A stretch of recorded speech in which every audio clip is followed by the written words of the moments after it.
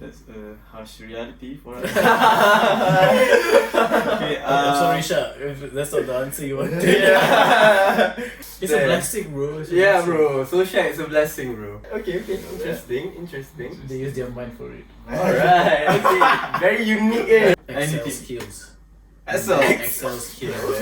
Like my fingers can move so fast within the keyboard. alright. And also you get to like, it's like a free trial Yeah. of like what you want to do, you know, because like you're studying this and that, but you don't know how is it actually gonna be in the future. You're listening to Samsa Podcast, your one stop for everything Malaysian in Christchurch and all over New Zealand.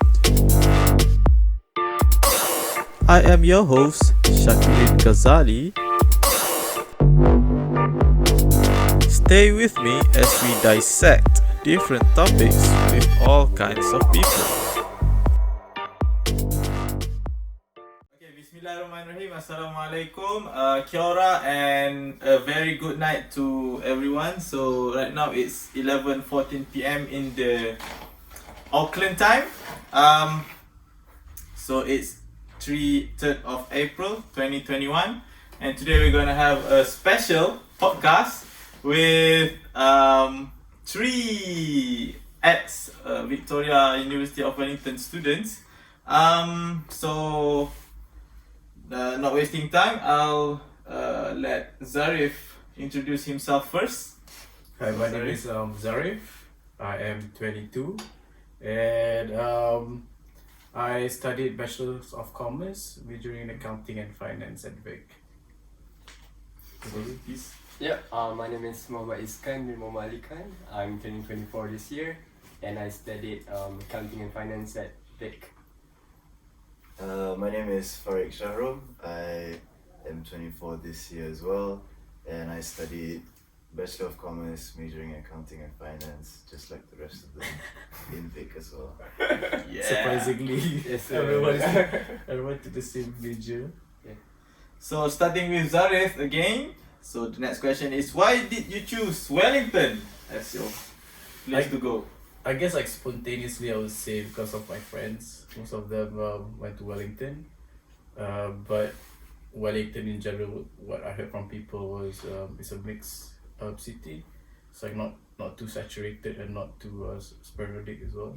So it's one of Best of both worlds. yes, best of both worlds. Yeah. Yeah.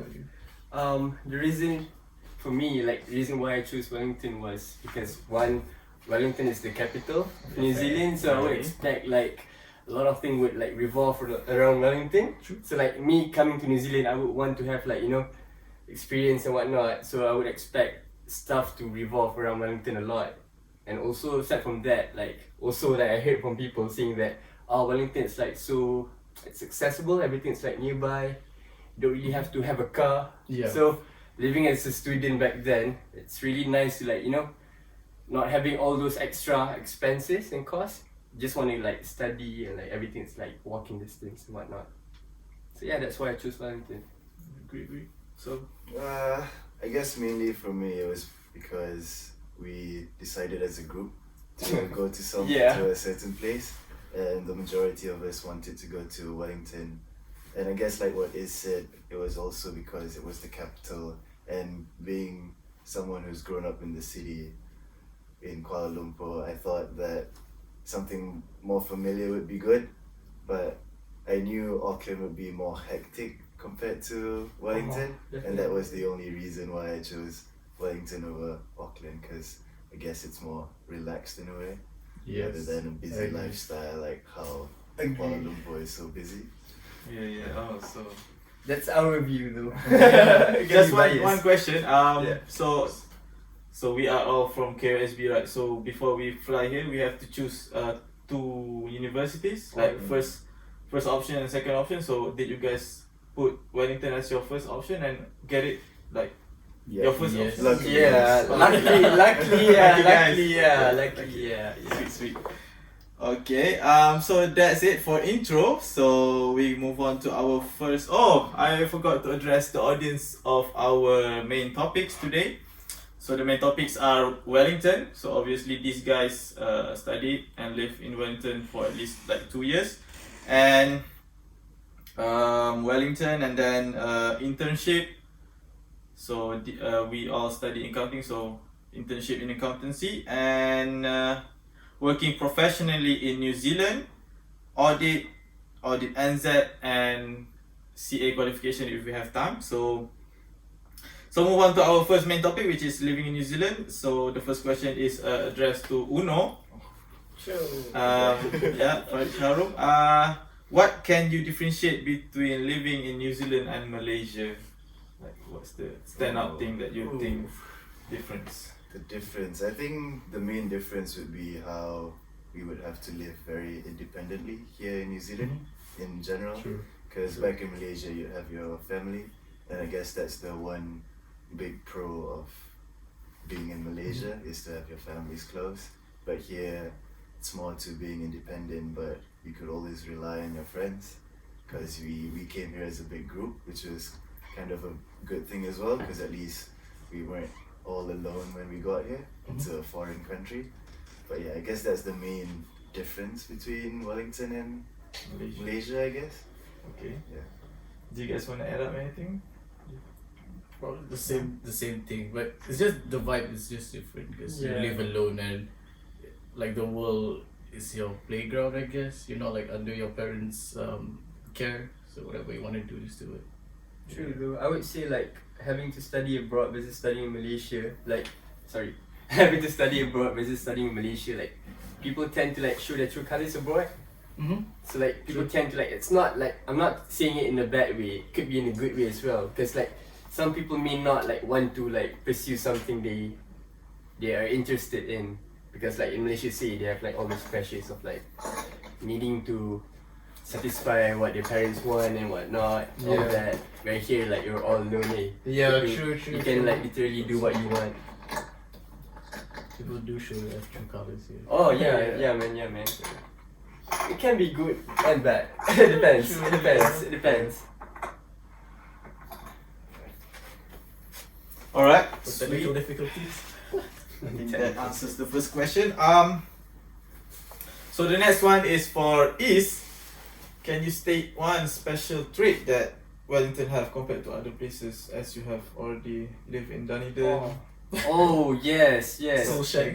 Like I said, like Wellington, it's so accessible. Like everything, it's like in walking distance. Like that's why I really like it. Like it's really happening. The town is really active. They even have like a month of like Wellington on the plate. What was it? I think it's an annual event. It was look like that, stuff like that. So they as a community, as a city, they are very active. And like stuff revolves around them. And like that's what keeps the town going though. Even though it's small, but then like you always have something to look forward. Sweet. So that's it for living in Wellington. The next one is study in Wellington.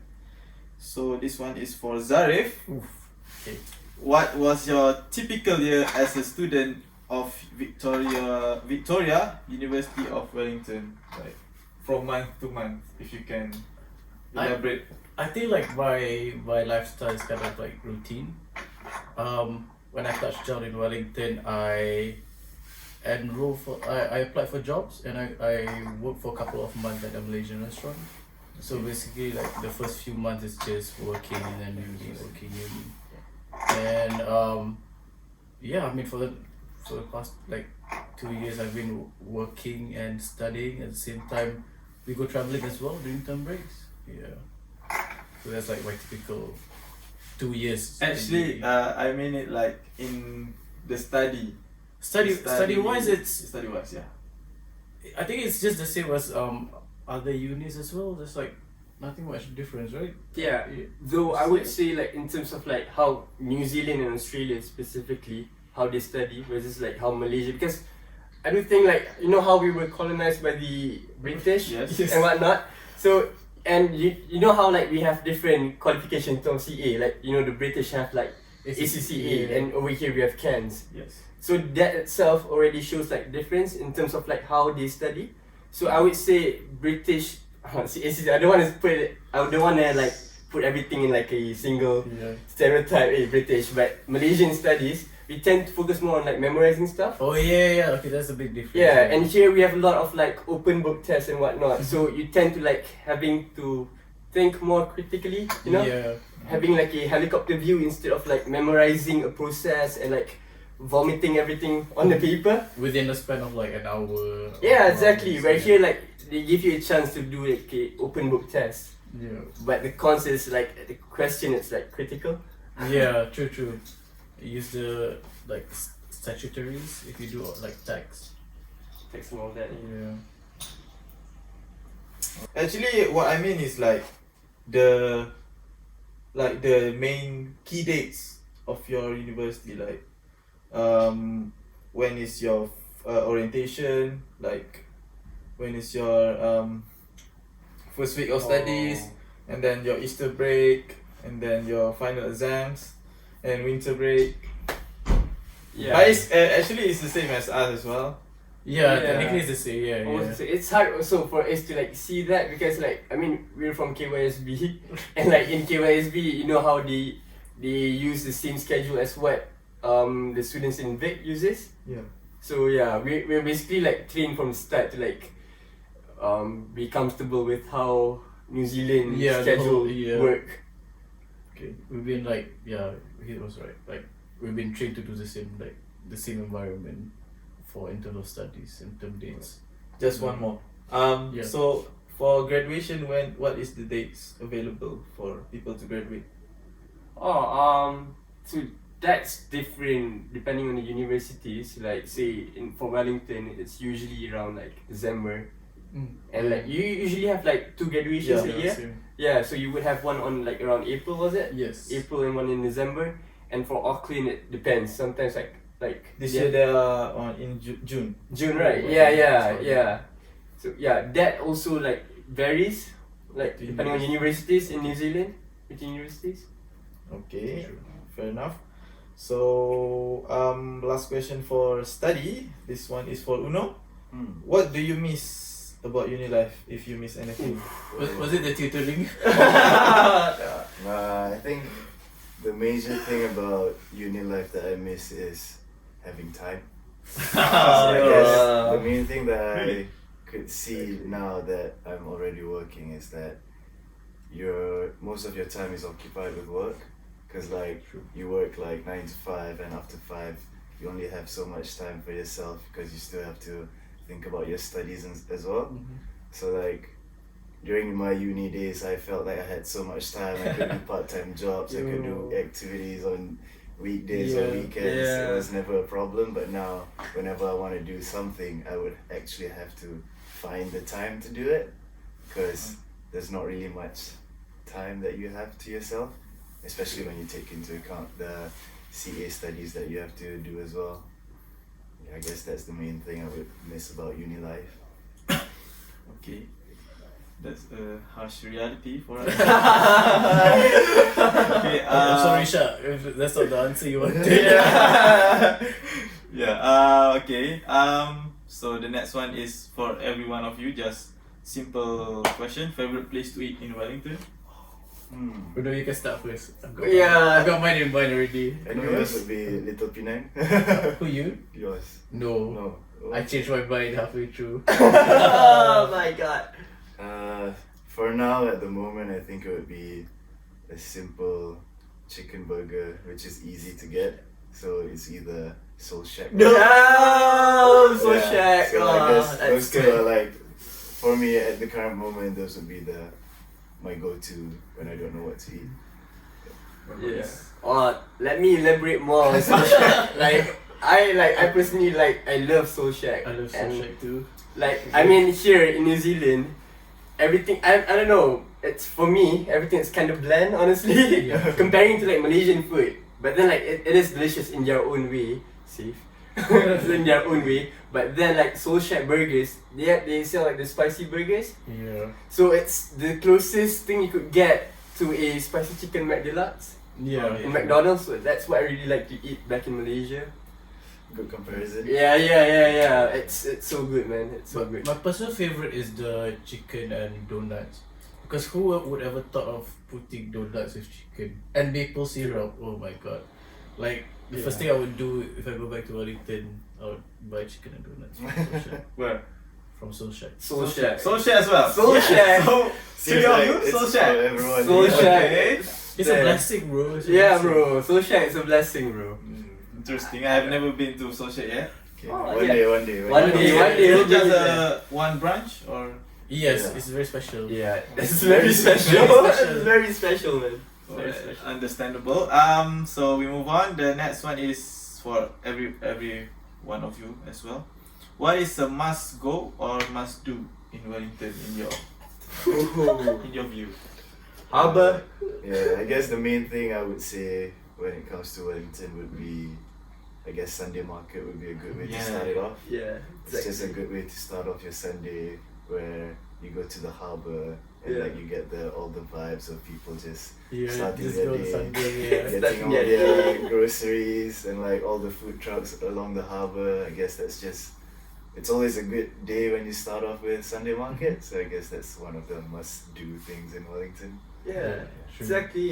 It's like if you go to the harbour and like most of your days are sorted out because like you have the harbour there and you have the Sunday market at the end. Yeah. And like right between there you have like something like right in between you have like the Te Papa Museum. Yeah. So like if you go to the harbour you could basically like get your day sorted. Yeah. It's all Just done decide there. when you're at the harbour. Yeah, just go to the harbour. Exactly. Don't know what to do, go to the harbour. That's true. I mean, if you're staying there for quite a while and kind of an outdoor person, then you can go hikes. You can go to Pekakariki. So that's outside of Wellington. Yeah, slightly outside, but that's what we have. Yeah, Yeah. that is what we have. Okay, that's your choice. That's Yeah, I your- would go to Pekakariki and Mount Kaukau, I guess, just to have like a hike and see like the view of Wellington from Mount Kaukau, not Pekakariki. Alright, sweet. Yeah. So thank you guys. We move on to our next topic, which is internship. So these three amazing gentlemen have done their internship back in Malaysia. So these two questions is both for all of you guys. So the first one is, what year did you went for your internship, and what company and what department did you work for? So start with Zarif. I did my internship beginning of 2020, before the pandemic. 20. Yeah, it was last year. Beginning of last year when I did my internship. And I did it at KPMG in KL, and I did mine at Audit K. Audit. Audit K, yeah. Because we have 4 different audit departments at KPMG. Yeah. Oh, audit K P. And then, yeah. Oh, MG. and- What? Okay, interesting. They use their mind for it. Alright, okay. Very unique, eh? Very unique, Very yeah. unique. What is? Ask these people what theirs are like. Yeah. Yeah. What about Is? So basically I did my internship, I think it was early 2019, Okay. probably ish. Yeah, 2019. I did my internship at Deloitte's Kuala Lumpur, and I was placed in the banking and assurance and the real estate pool. So basically I covered off banking entities and also like buildings entities, constructions and whatnot, auditing that. So that's interesting. Oh, sweet. I did my internship in the first year that I got here, so I think in about 2017. I did mine at PwC in KL, assurance department, audit internship, right? Yeah. Not quite sure what department exactly I worked for, like for the clients, but yeah. Alright. Sweet. Mine is a hit and miss, so you don't know what you're getting.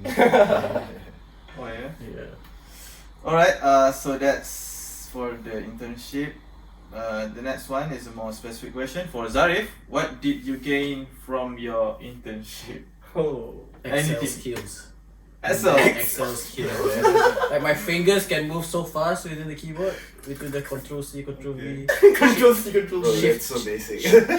Okay lah, that's the basic lah. Maybe like Shift Tab. I learned a lot of things. Like Control C. Shift that going up and down. Yeah. And then like going to the end of like the spreadsheet and all yeah, that and so bro. on. But I mean, it's a good foundation through during internship to learn like Excel skills, which you need if you're going to be an auditor in the future. True. So people, there's a training there, or did you go by It's more yourself? towards on the job because I learned more of like the shortcuts from my senior Oh, okay. compared to we didn't have much training. Alright. Oh, okay. Yeah, it's really nice because they throw you under the bus and then you learn. I mean, it's a good learning experience, you know. It's the quickest way Yeah, to the learn. quickest way. It's also the hardest way to learn. Yeah. So it shows your adaptability, your Yeah. pickup speed. Yeah, that you can see that. survive. Yeah. Yeah. Alright. So thank you, Zarif. The next one is for Uno. Is internship important in landing a full-time job? Full-time job. Oh, tough question. Simplest answer would be that no, it doesn't exactly determine whether you land a job or not. Alright. But it definitely helps you out a lot in terms of the skills that you get from your internship, and like also in the aspect of not being so shocked when you go into that job. Because I think one thing that I learned was like just how hard audit actually is, like when you have to learn like on the job. But I guess that's also one of the good things that you learn from internships, because at least you get an idea of what you're getting yourself into. So yeah, I think, and it does definitely help give you an edge when it comes to applying for jobs, because I remember in one of the interviews I went and they had my CV in front of them, and one thing that they circled inside my CV was my PwC internship. So I guess it is a big thing that they look at, but it does not determine whether you land a job or not. I bet we know, like, I know some people who didn't have an internship experience but got a job as well. Yeah. So it's not that important, but it's good to have, like what you say. Yeah. It's increase your percentage of Yes, definitely. landing a Yeah, job. you would say that, yeah. But ultimately, it definitely helps while you're in the job. Like Yeah. the skills that you learn in internship are important, and doing jobs it also helps you in like settling down in your job. You know, you feel more comfortable. Yeah. Personally, it'll help. Personally, yeah, exactly. If you have the choice, you should. Yeah, true. But yeah, just don't dwell if you don't get an internship and you're applying for jobs. Yeah. It wouldn't differentiate you and others. Okay. Yeah. But would you recommend people to do internship rather than not? Yeah, go for it. I would Definitely. definitely, yeah. Because there's so much more to gain than to lose. Yeah. Exactly. Alright. And also you get to like, it's like a free trial Yeah. of like what you want to do, because like you're studying this and that, but you don't know how is it actually gonna be in the future. So for me, internships are like free trials. Like you can test it out. If you don't like it, that's alright. Yeah. You can better decide what you want to do in the future. Thank you for these amazing answers. So the next, we finish our internship topic. So the next one is working professionally in New Zealand. So again, these three gentlemen have managed to land a professional job in New Zealand. So congratulations to them. Thank you. So the first one for Zarif. Yes. Any tips to land a professional job in New Zealand other than doing internships?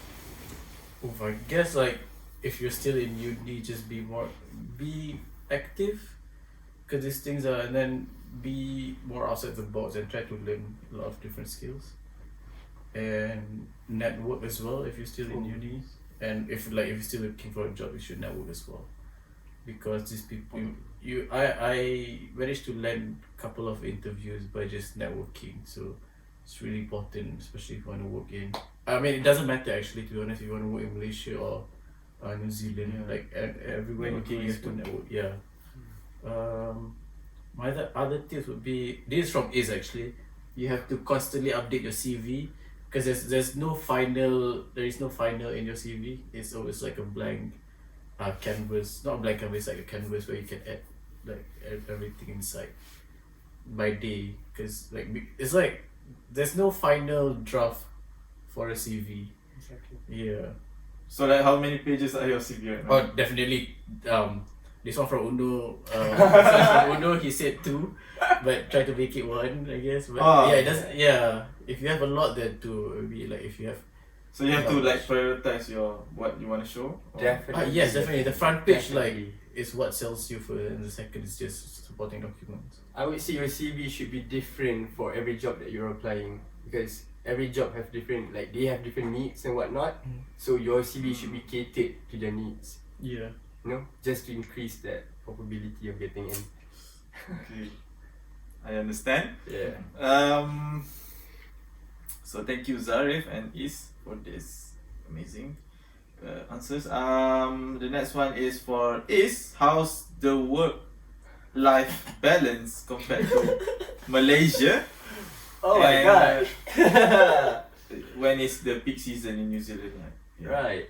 So because currently we're working in Audit New Zealand, and Audit New Zealand we're pretty different than normal like private audit sectors, which is Big Fours, because we did our internship in Big Fours. Yes. So Big Fours are like private, and their peak period would be around like December, that area, December, January to March. Yep. From there to March. Mhm. So, and like for us, we are Audit New Zealand, so we are public sector. We normally audit public sectors, and for public sectors, they have different reporting dates. Mhm. So usually it'll be 30th June, and our peak period would be like from June to September.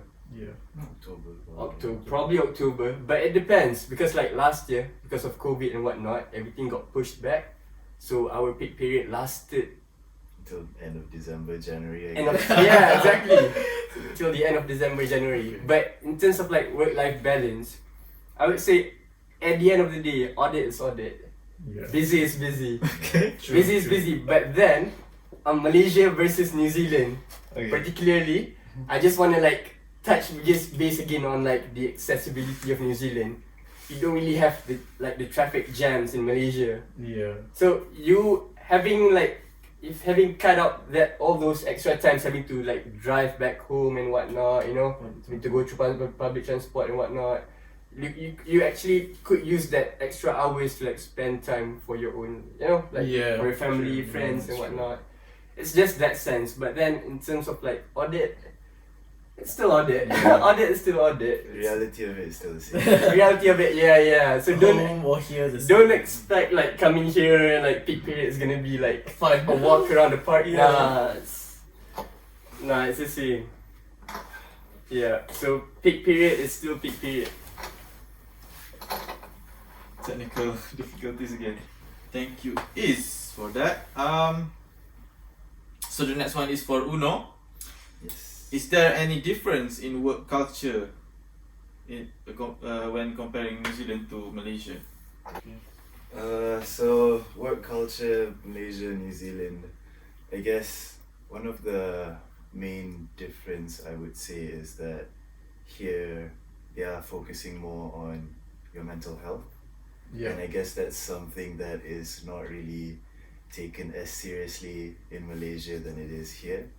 So like in terms of work culture, that would be the main difference, and they would provide you support in terms of that. So like if you don't understand something, you would actually have people who takes the time to sit down and teach you step by step of what you need to know, so that at least you have an idea of what you're doing and you're not just winging it. Yeah. But like, I guess in Malaysia, everyone is just so busy that we often don't have the time to help as much as they should Exactly. or as they want to. Yeah. Yeah, I guess that's just the main difference between working here and Malaysia, and like, yeah, I guess when you take that into account, the pressure on you yourself would be increased when you don't really have the support that you need. Because like, imagine being your first day on the job and you don't know what you're doing, but you are expected that you do know everything. So like that kind of expectation just kind of puts pressure on people, and like not everyone can handle that. Yeah. True. You wanna add anything? Yeah, I mean, I completely agree with like what you say. So, yeah. First Alright. time. Thank you, Uno. So that's it for working professionally in New Zealand. So the next one is audit. So Zarif, what is audit? Like, can you explain to the audience in the simplest way that you can? When I first got this question, I thought it was a test. I mean, audit is technically just us giving reasonable assurance to the stakeholders on the reliability of the financial statements of an organization, right? Textbook answer. Textbook answer. But audit is black and white, so it's technically it, and we do all the testing and stuff. Yeah. So it shows in that whole definition of what we do in a nutshell. Basically, we just put it in simple words. We're giving assurance over company's honesty. Yeah. We're trying to show the public that this company is honest and their reporting has been checked, so that whomever that wants to use their report can use it, knowing that it has been checked and it is correctly recorded. Yeah. Sweet. So we move on to the next question, which is Uno. What is the most important part of an audit? Oh, Or is it question? some simple? I guess after working in audit for a bit, the most important part would be your teamwork, basically, because in the end you can't do it by yourself. Yeah. Everyone's work interrelates with everyone else's, and like teamwork is what determines whether you can get the job done or not. Because when you see your teammate struggling, when you are able to like actually give them help, that would actually help you as a team reach the deadline that you are working on. Because if you were to just focus on your own work and everyone focuses on their own work, like in that way they don't actually help each other out. And if someone is falling behind while someone else is finishing their work because like they're onto it, that's where teamwork would come in, and like someone who can help out and take the extra workload should do that so that the whole team would benefit from it. So I guess the most important thing personally I think would be the teamwork, because you can't do it alone. Exactly. And even if you put it in the context of like working with your clients, Yes. it's like the importance of having the same goal, moving towards the same goal is very important in audit, because usually what happened during audit, like major setbacks were caused by like disagreements between clients and auditors. So so that argument going back and forth, like it costs time, and like times are valuable. Yeah. So if having like everyone thinking about the same goal, which is like just getting the report done properly and whatnot, and just listen and take it in and just do the work properly, it'll be much more efficient and faster.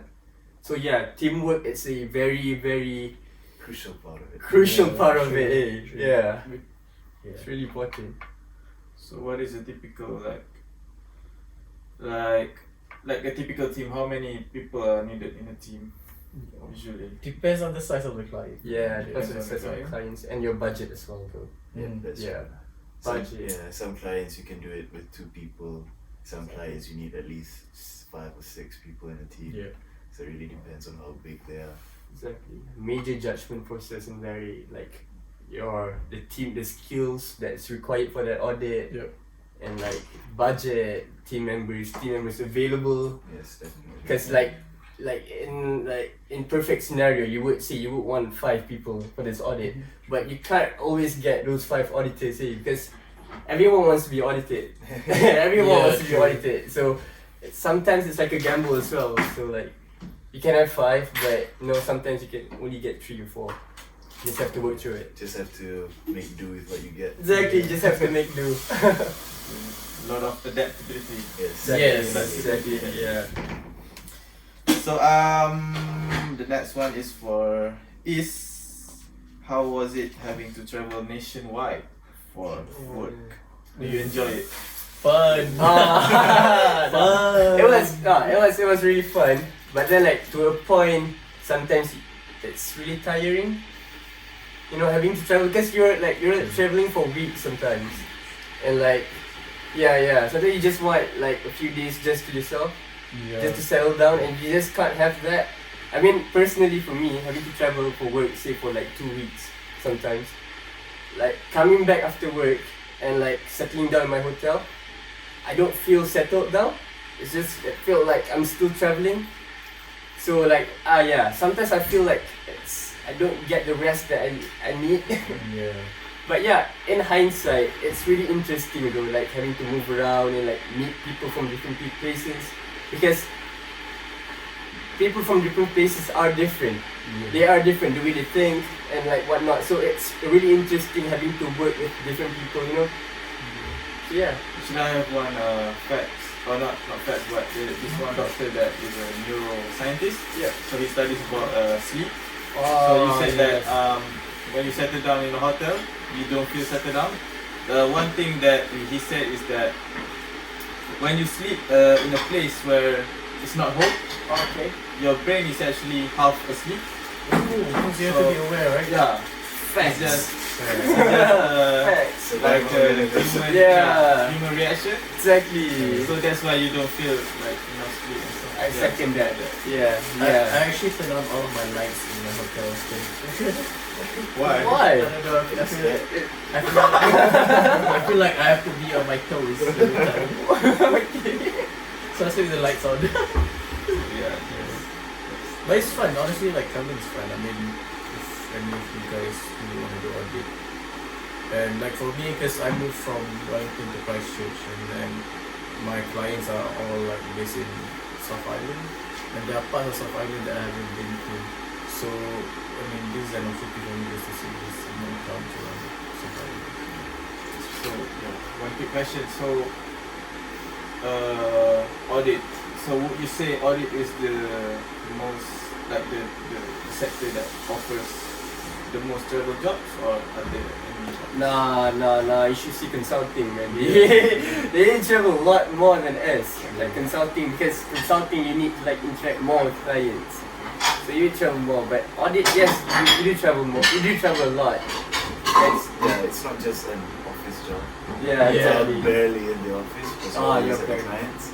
So even if you're not traveling outstation, you are traveling to the client space.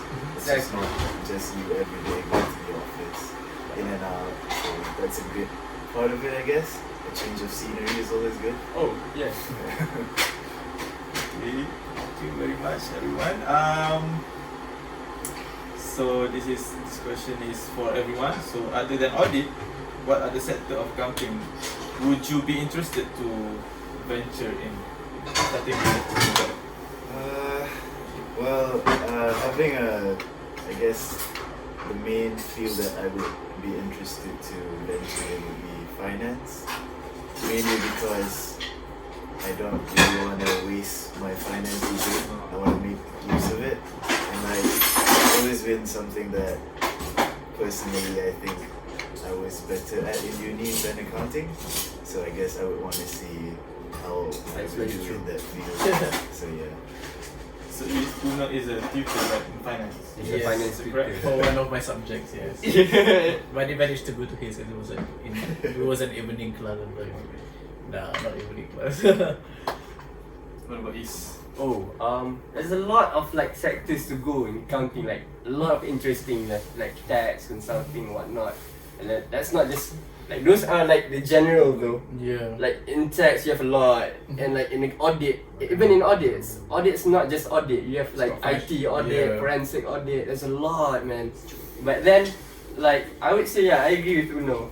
I would be interested in finance, but however, honestly, like if I were to like want to go out of audit right now, I would probably go venture into finance just because like I have a major in finance. But then like tax does I don't know, it's interesting. The end goal would always be consultancy, eh? Yeah, I got me there. No. But then for me personally, I just like want to learn the whole process. So if I got the chance, I would probably want to go touch my hand to like finance and tax, this and that. Everything? Yeah, just try everything. It's interesting. Like the economy, it's like the economy is interesting though. You have tax and whatnot. It's like Just one quick question. Is it true that tax is the consensus easiest sector in accounting? People say that tax is the most relaxed and most easy. I feel like people who do tax are pretty smart because they'll be the one who find the grey areas within the tax statutories in the country. Yeah, so they know they can help people. I mean, it's not something to be proud of, but they know the grey areas for people to evade, pay less, not evade, pay less tax.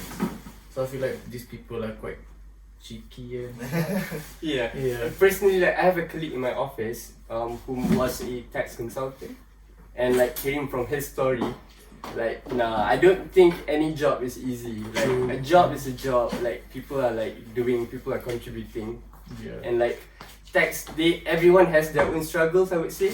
Yeah. It's just that how you view that struggles and how are you able to adapt to that struggle.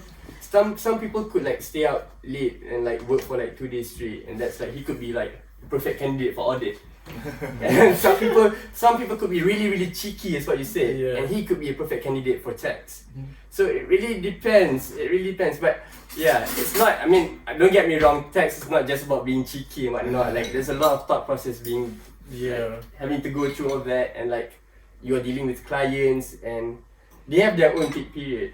GST and tax, and man, they just finished their peak period. Yeah, they're struggling as well. So and also I think like tax is quite an important job or like sector as well, because you're contributing back to the country as well, because it's taxpayers, like because your money or the money that's been taxed gonna be used for like the government to spend on job security. Job security, which I am a beneficiary of. Yes. ACC. Oh yeah. Yes, you are. So like you are. it's not fair that one of the companies that you're not paying tax. Those are what tax people are for, just to file. And one quick question. So New Zealand just announced that they are increasing the minimum wage, and they are increasing the tax for the upper bracket, the rich people. Yeah. So what? Any opinions? Any 2 cents? Sucks to be rich people. Sucks to be rich right now. Yeah. Sucks to be rich, but but I guess that's good. I think it the main concept is to help the poor and tax the rich, and like they already have enough money. I'm sure they can just pay it off anyway. Exactly. It's not a big deal to them. It's just the people at the bottom that needs that. Because at the end of the day, tax are just incentives. The purpose of tax is to drive people's behavior. Without us even realizing it, they're increasing tax of like cigarettes, and the reason for that is to like put incentive. For that people like, it's too expensive, I'm not gonna buy a ciggy. So that's that. But then like, what was we talking about? I was lost.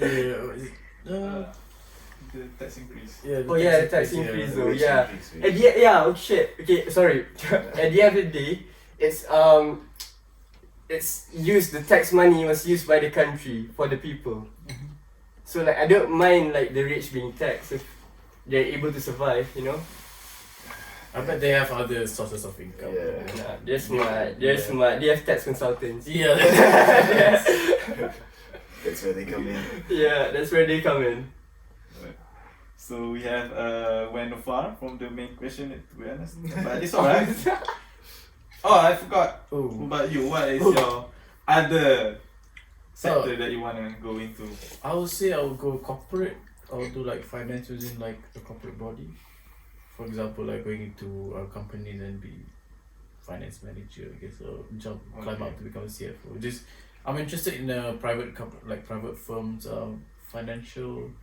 Like so you want to be the top dogs, not definitely.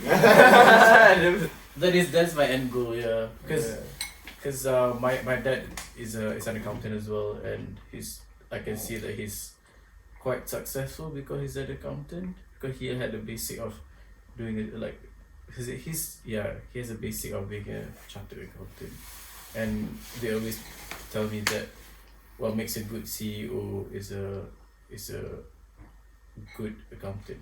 It's an ex-CFO. That's how you become a good CEO, because let's be real, I mean each firms revolve around money. So if you don't know how to use your money well, then what's the point of the firm going forward? And private firms, they are a for-profit entity, so what drives them is profit. So it's just how you look for the profit is what like it drives me to go into corporate sector. Okay. Yeah. Alright. Fun stuff. Fun stuff. Good answer from Zarif. So Pretty rich. yeah, the last one is for Zarif. Is audit in danger of automation? Oh, job security. Yeah. I would say no. You still need Human, right? human Yeah, judgment. intervention. Yeah. For stuff, that's why we take our professional papers, for us to make better decision making. That's true. And I bet they can take over some jobs like vouching and I stuff. think a big part of it can Yeah. Big part of it, honestly, yeah. Oh, yeah. But also a big part of audit is about human judgment. Human So like that can be from any automatic Yeah. technology or anything. Yeah. Not yet. Not yet. Not yet. I hope not. Yeah. I don't want to be running out of jobs. Though I would say audit would evolve towards automation. Yep. It would evolve. So like I would say like the audit the stuff that we were doing right now versus stuff that past auditors did like 10 years back are different. No, definitely. Definitely Yeah, different. that's Say like audit, because back then they wouldn't have like analytics and whatnot. So Yeah. for like samplings they would like physically sample stuff. Whereby as right now we need to learn all this analytics, how to do data and whatnot. So I would say audit will evolve, but it will still stay.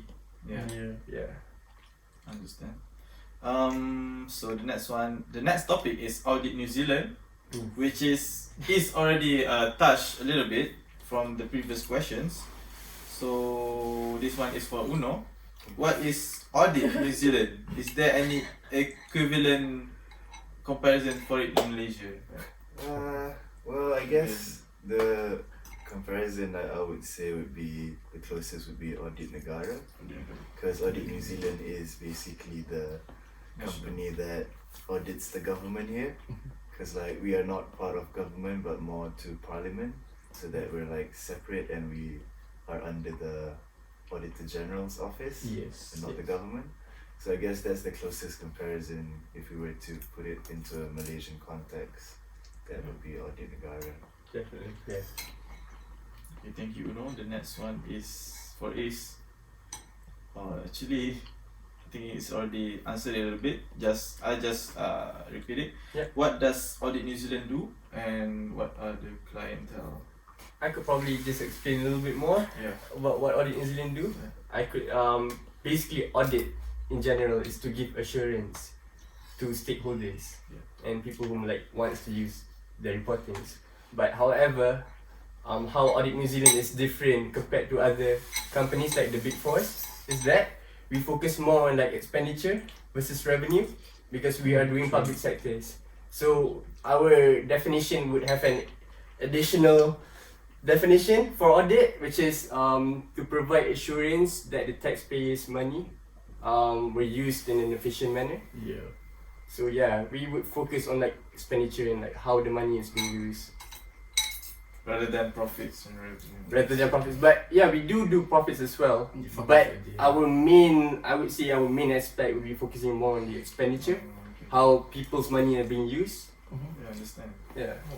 You should start taking Ace to like unis around New Zealand and explain stuff. Give talks. No, that's why we do podcast. So Oh yeah. people can just open their Spotify and just hear it. Exactly.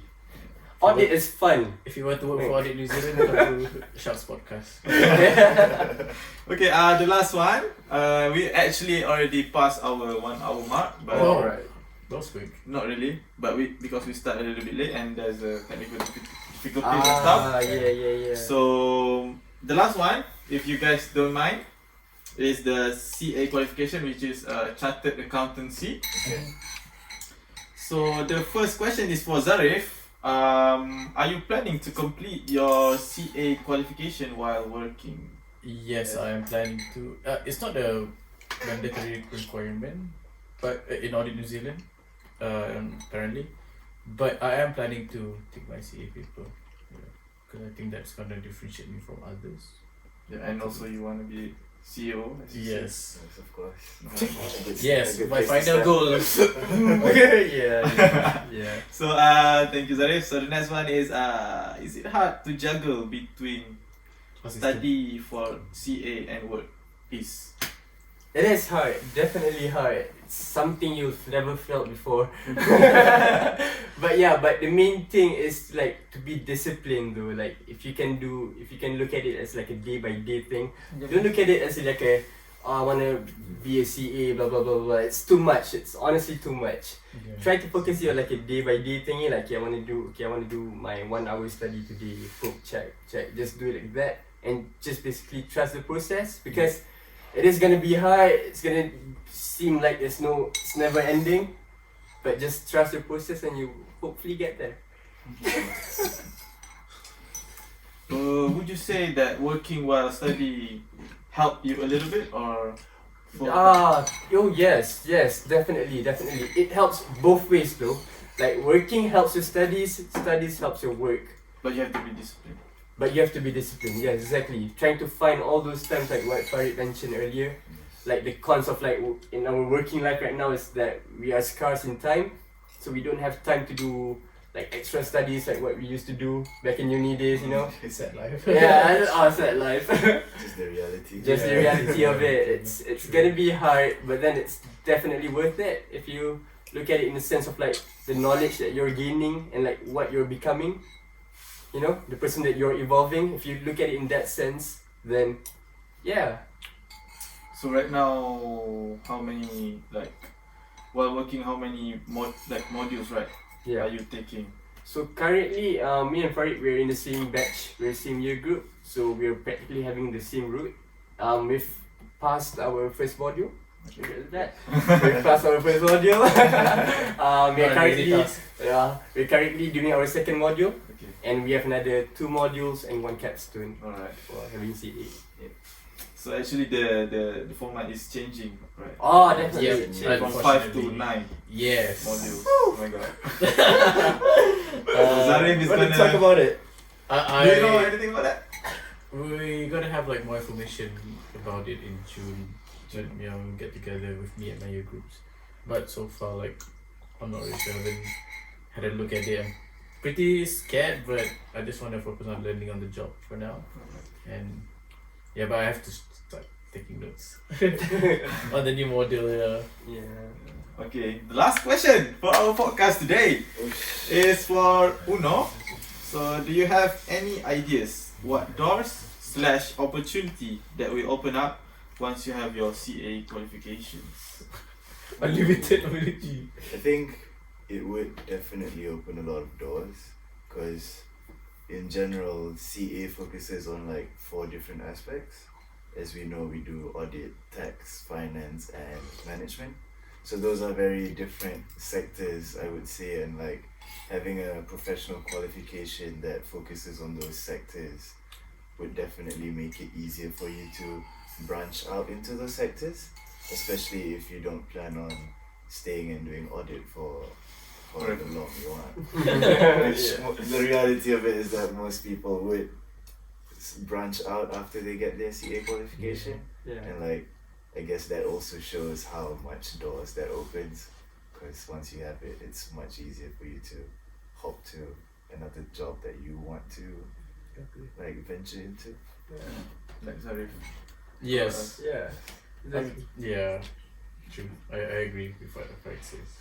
And I just want to add something. I don't know if people know this, but like, say Audit New Zealand, we are a training entity. So Training. entity. Okay. So we are a training entity. So what a training entity is you would train like people from your company are expected to be trained so that they could be provided as a better workforce, Yes. as a better worker. So like that's why we have like all these trainings and whatnot and learn checks and whatnot, just so that we are a better worker in the future for the marketplace. So that's why they are called a training entity. Okay. Yeah. Something new about my firm today. You learn something new. Okay, that's it for our podcast. So usually when we end our podcast, we have like a shout out session for our guests, and then like a short message for the audience or anybody. So I'll start with Zarif. Any shout out to anyone? Your family, your friends? My mom. Talk to the camera. Thank you everyone back home for supporting me. It's been a tough journey. Yeah, finally I got where I am today because of you guys and my it's okay, I don't want to shout out. But I would say my tips would be just try everything that's outside your box. Don't be so cooped up in your own circle, I guess. Get to know the world, because if you don't, then you're gonna be shocked, man. And these skills that you learn from outside the box will help you applying for jobs and get you far in the future. That's my one advice, message and tips for everyone. True. Yes. Nice. Shout out to my mom, my dad, Everyone back at home. everyone back at home, Malaysia, Haziq. Basically shout out to everyone back in Malaysia and everyone around, especially people that are studying abroad. I know it's really hard with COVID going on and around, and I hope everyone is just keeping their mind sane, check, keeping their mental health in check, and hopefully get through this together.